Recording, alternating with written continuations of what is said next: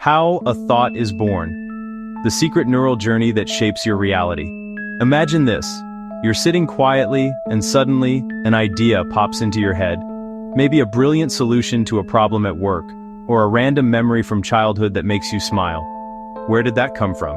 How does something as intangible as a thought spark inside your brain and ripple out to change your actions, emotions, or even your entire day? In this video, we're diving deep into the hidden journey of a thought, from its mysterious origins in your neural networks to the moment it hits your conscious mind. Backed by neuroscience, we'll uncover what science knows, and what it doesn't, about how thoughts are born. By the end, you'll not only understand the brain's incredible machinery, but also have some mind-bending questions to ponder about your own inner world. If you're fascinated by the mind, hit that like button now and subscribe for more brain science breakdowns. Let's get into it. First off, let's answer the big question. What is a thought? It's not some mystical whisper or direct words of God, though philosophers have debated that for centuries. Scientifically, a thought is a dynamic mental event. It's a burst of cognitive activity that can involve sensing the world around you, pulling up memories, dreaming up scenarios, or plotting your next move. Psychologists break it down into two main types. Stimulus-driven thoughts, which are sparked by something external stimulus like a loud noise, a taste, a touch, or a smell. And self-generated thoughts which bubble up from inside, like daydreams, worries, or creative flashes. As Stephen Franklin from Harvard University puts it, one of the big mysteries of human cognition is how the brain takes ideas and puts them together in new ways to form new thoughts.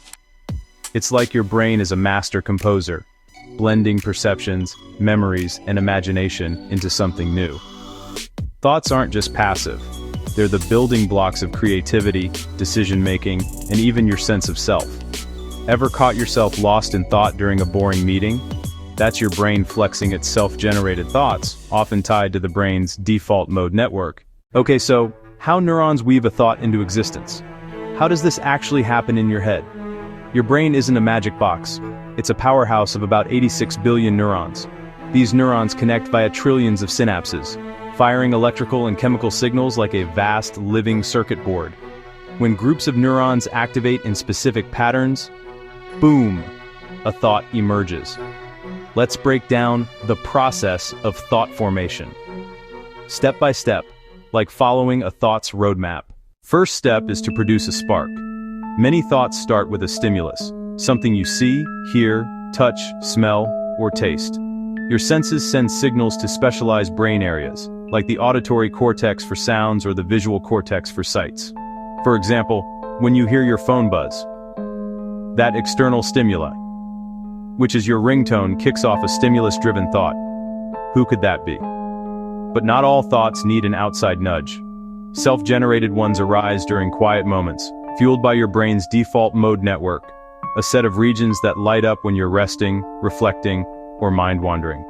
Discovered in the early 2000s, the DMN is like your brain's autopilot for introspection, daydreaming, and planning.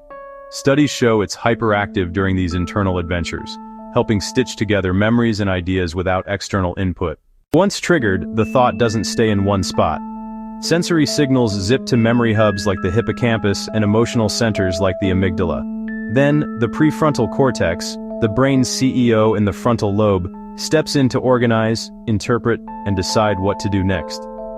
UC Berkeley researchers have tracked this in real time using brain surface recordings, showing the PFC stays active throughout, coordinating like a conductor in an orchestra. For instance, when you process a word or image, perception hits first, then the PFC assigns meaning and preps for action, all in milliseconds. Think of it like baking a cake. Neurons provide the ingredients, signals, synapses mix them, connections, and networks bake it into a cohesive thought. Harvard studies even suggest the brain uses a kind of conceptual algebra in regions like the medial temporal lobe to combine ideas creatively.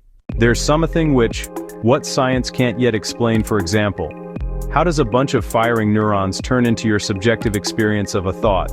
We can trace patterns, but the exact moment an unconscious neural buzz becomes a conscious aha remains elusive.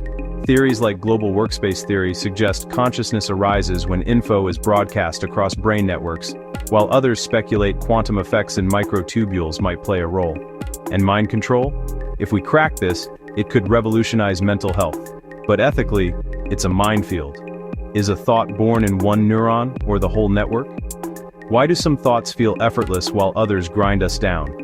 These questions keep researchers up at night, reminding us that the brain's complexity rivals the universe itself. We've traced a thought from spark to awareness, triggered by stimuli or the DMN, woven through sensory areas, memory, and the PFC, emerging as the force that drives your life.